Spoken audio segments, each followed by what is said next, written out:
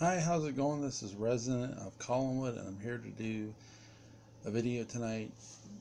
Stargate the movie and Stargate G1 the television series, and that's going to be sort of my thing to wrap up October. Not this video, but TV movies that became television series. Um, if you saw yesterday, I did MASH. Now, what is there differences and similarities with this? Yes, but what I'll say with this here is the movie stars Kurt Russell, James Spader. The television series stars Richard Dean Anderson, fresh off of MacGyver. Um, Michael Shanks is Dr. Daniel Jackson. Now, James Spader played Daniel Jackson in the film. I would dare say in the film, Kurt Russell's character.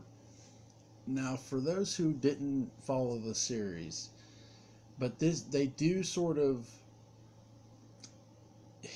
make mention of this in the film, that Colonel Jack O'Neill's son dies. He kills himself with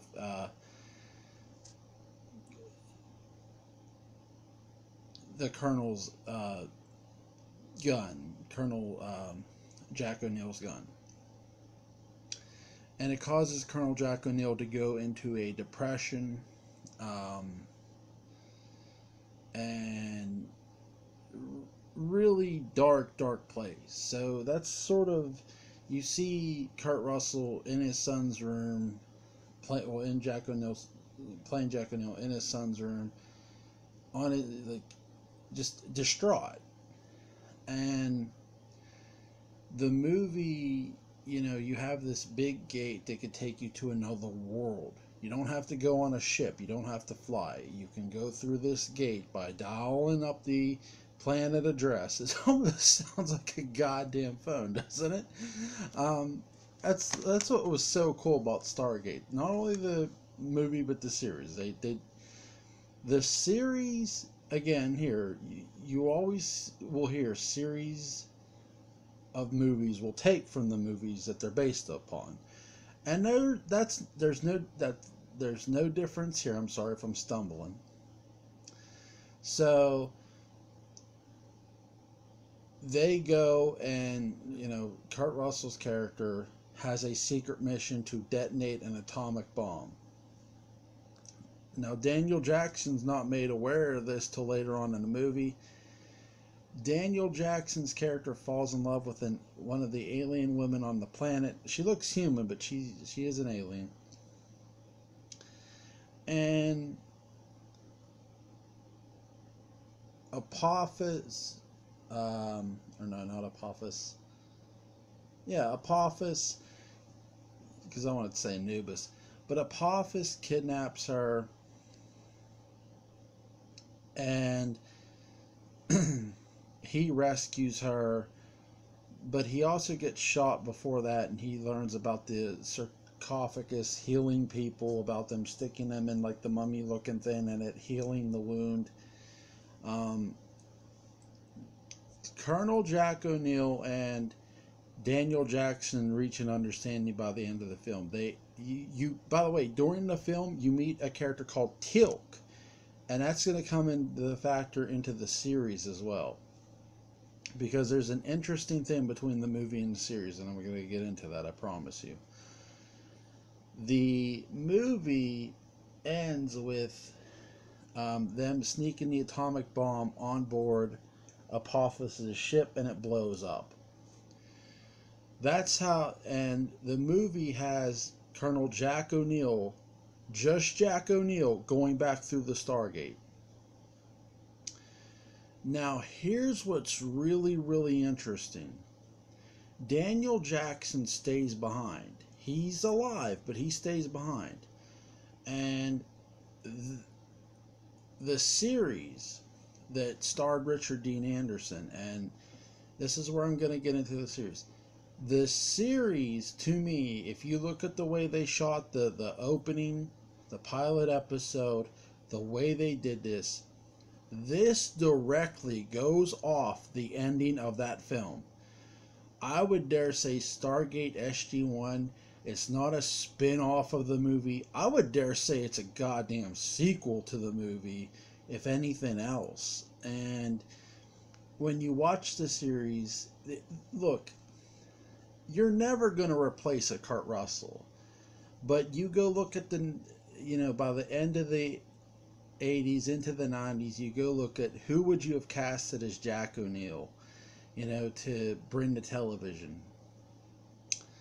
Well, if you can't get a Kurt Russell, you damn sure go get a Richard Dean Anderson, who's coming off of MacGyver, coming off the Legend TV series that was very short-lived. And really, Richard Dean Anderson played Jack O'Neill. I won't say he played it for verbatim the way Kurt Russell did, but he did play it where he would think about his son's Jack O'Neill's son's suicide. They played actually the drama out of it on television, where him and his wife divorced over it, where they fought and all that. So that was played out on television, which was really, really interesting. So I think they did a very smart thing casting Richard Dean Anderson as Colonel Jack O'Neill in the Stargate SG1 series. Stargate SG1 picks up where Jack O'Neill's at his house, Richard Dean Anderson, and he's outside, and he tells the guy who comes to get him, go join NASA. That's where all the action's going to be. Because, again, he's been through the Stargate. So that's why he says this. And this is after Apophis attacks Earth coming through the Stargate. So Apophis didn't die somehow. He lived.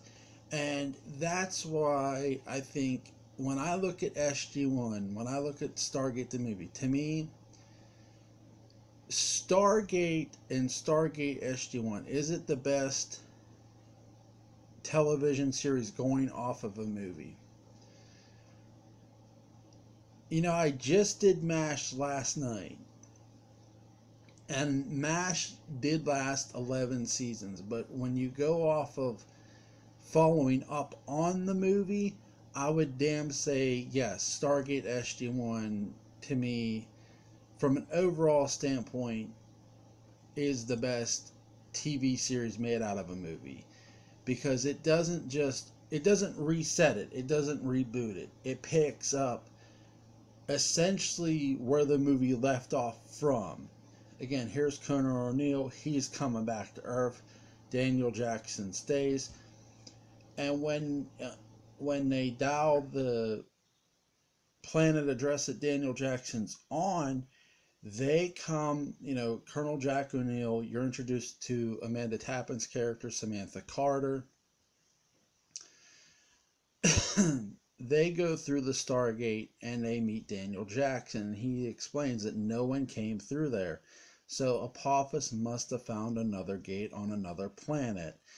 So there are other gates on other planets. And that's something many fans theorized within the movie as well. So it wasn't a stretch. I know this video is running long. I'm watching my timer. But I don't want to short this. I mean, the movie is great. The series is great. I would say the worst part about the series is how it ended. And so, from a series standpoint, should the ending have been better? Could it have been better? Yeah, it definitely could have been better. And I was really let down with the way it ended. But Stargate SG1 remains one of my favorite TV series, and Stargate remains one of my favorite science fiction movies of all time. I love Blade Runner, don't get me wrong, but I love Stargate, and I love Stargate SG1.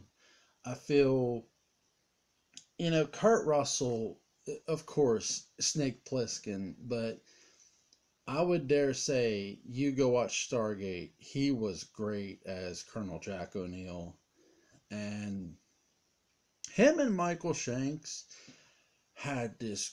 They were a great 1-2 punch together. The way they counteracted each other was amazing. And Richard Dean Anderson, who played Colonel Jack O'Neill in the series, and Michael Shanks, who played Daniel Jackson in the series, they were complementary to each other. They were really good. The off balance feel. Um, I'm not gonna pick one over the other from this. What is? I love both. I can't. I probably couldn't pick one if I tried, and I'm not going to. I will recommend both. I don't think I have any really links or anything to for you guys on this one. It's just straight to me, just straight talking about both. Um,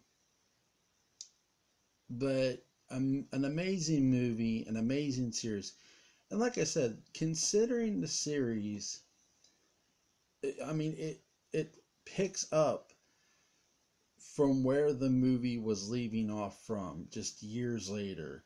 You have the fact is, I'm not going to sit here and say the movie planted those seeds for the series on purpose. They didn't. But the fact is, when you look at that movie, when you go watch the movie and you go watch the series, it was all too easy to set up the series the way the series set itself up going off of the film. I mean, I can't sit here and say the series didn't go directly off the film, because they did. I mean, definitely the series Stargate SG1, the series, if you haven't checked it out, to me is a sequel to that movie, is a follow-up. So go check out both, guys, if you want. And like, share, comment, subscribe, and let me know what you guys think. Can you pick between these two? Because I can't. I love the movie. I love the TV series. Amazing, amazing job by everybody in the movie, in the series. You guys were all awesome. So I'll see you guys next time.